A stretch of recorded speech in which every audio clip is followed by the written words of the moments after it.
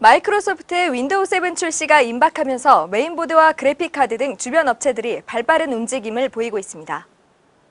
지난 6일 마이크로소프트의 윈도우 7 RC 버전이 일반에 공개된 데 이어 오는 8월엔 컴퓨터 제조업체들에게 미리 제공하는 RTM 버전이 선보일 예정이고 10월 말에는 정식 버전이 출시될 것으로 보입니다.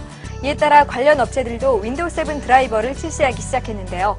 아수스는 윈도우 7 RC 버전용 베타 드라이버를 선보였고 AMD는 윈도우 7을 위한 WHQL 인증 드라이버를 제공하기 시작했습니다. WHQL 인증 획득은 고사양 3D 게임을 안정적으로 실행하고 윈도우 7에서 필요한 멀티미디어 재생을 원활하게 지원한다는 것 등을 의미합니다. 엔비디아도 데스크탑과 노트북을 포함해 아이온과 지포스, 쿼드로 제품군에 사용될 신규 WHQL 인증 그래픽 드라이버를 발표했습니다. 또한 윈도우 7 지원 기능이 추가된 병렬 쿠다 기반 툴킷 2.2도 발표했습니다. 지난 윈도우 비스타 출시 당시 겪었던 시행착오를 미리 대비라도 하듯 관련 업계 전체가 빠르게 움직이고 있는 분위기입니다.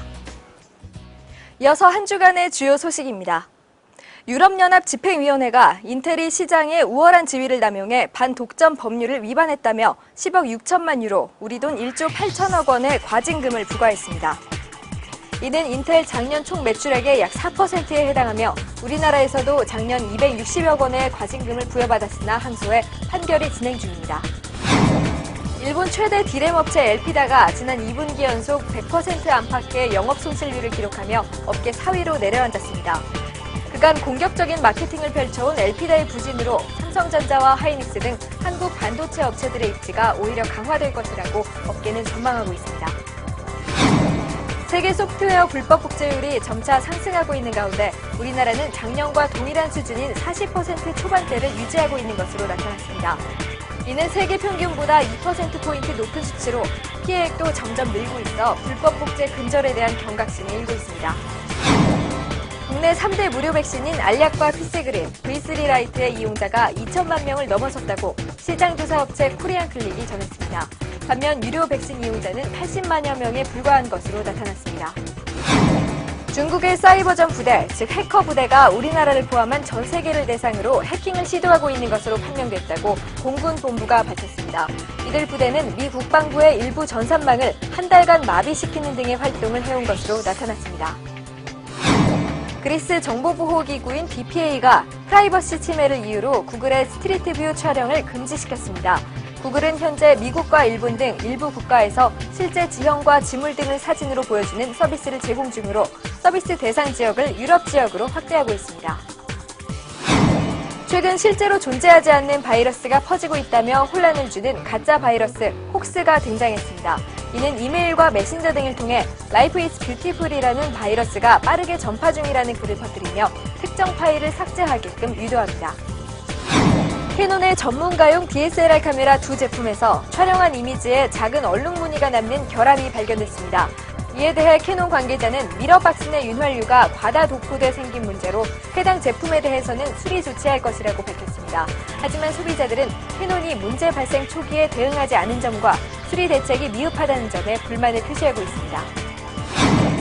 그동안 이동통신 시장 독점을 우려해온 SK텔레콤의 시장 점유율이 50%대 아래로 떨어지면서 KTF와 LG텔레콤의 점유율이 상대적으로 커지고 있습니다. 이는 사업자 간 서비스 격차가 줄어들며 벌어진 현상으로 업계는 분석하고 있습니다.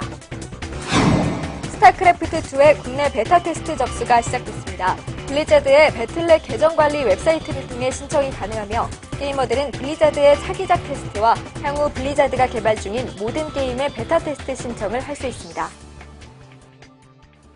예년 기온을 웃도는 더위가 일찌감치 시작되면서 냉방기기를 찾는 소비자들이 늘고 있습니다. 그중 으뜸은 단연 에어컨인데요. 가격이 비싼 만큼 한 번 구입하면 수년 동안 사용할 수 있습니다. 에어컨을 좀 더 효율적으로 사용하는 방법에는 어떤 것들이 있을까요? 에어컨을 켜면 제일 먼저 걱정되는 것이 전기요금인데요. 전기 소모를 줄이는 방법은 없을까요? 가정에선 보통 거실에 에어컨을 설치해놓고 사용하곤 하는데요. 에어컨 가동 중에 뜨거운 햇볕이 실내로 바로 들어오면 냉방 효과가 30% 가까이 떨어집니다.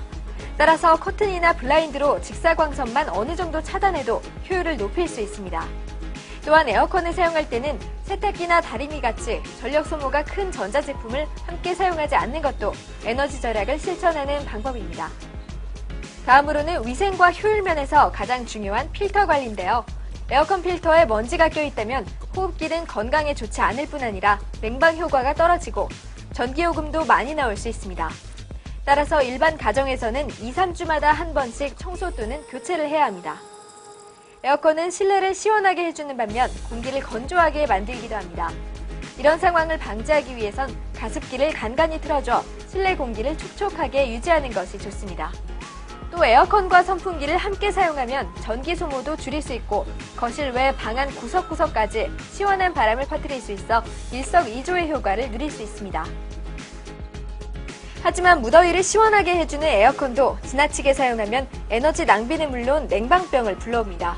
아무리 더워도 냉기를 직접 쐬지 않도록 하고 실내외 온도 차이를 5도 이하로 유지하는 것이 좋습니다.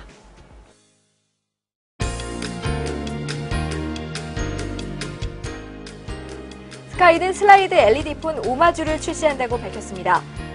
곡선 스타일의 디자인과 전면 터치 키패드 위에 112개의 LED 메뉴, 그리고 진동과 함께하는 다양한 아이콘이 특징입니다. 가속도 센서 탑재로 통화 중 휴대폰을 흔들면 주변 소음 제거 기능이 자동으로 동작합니다. MP-나비는 MP3 플레이어 토마토 슬림을 발표했습니다. 3형의 LCD 액정의 터치스크린 방식 MP3 플레이어로 1cm 이하의 두께에 인코딩이 필요 없는 다양한 동영상 포맷을 지원합니다. 녹음과 라디오 기능도 탑재했습니다. 성인 잡지 플레이보이를 소재로 한 게임 플레이보이 매니저가 출시를 앞두고 베타 테스터를 모집 중입니다. 미녀 모델들을 관리하는 에이전트가 되어 모델들을 세계적인 탑 모델로 성장시키는 것이 게임의 주요 테마로 실존 모델들이 등장합니다. 그린 ITC가 18.5형의 LCD 모니터 그린 ST 1850을 출시했습니다. 1366에 768 해상도를 제공하며 밝기 300칸델라, 동적 명암비는 10,000대1입니다.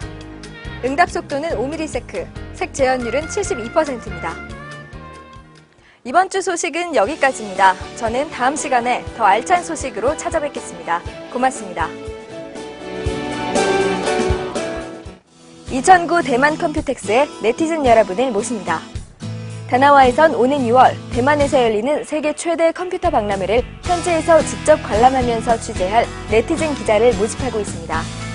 취재 기간은 오는 6월 2일부터 4일간이며 모든 일정의 숙박과 항공권을 제공합니다. 응모 기간은 오는 19일까지이며 자세한 사항은 홈페이지를 참조해 주시기 바랍니다. 다나와와 함께 2009 대만 컴퓨텍스를 취재할 네티즌 여러분의 많은 신청 바랍니다.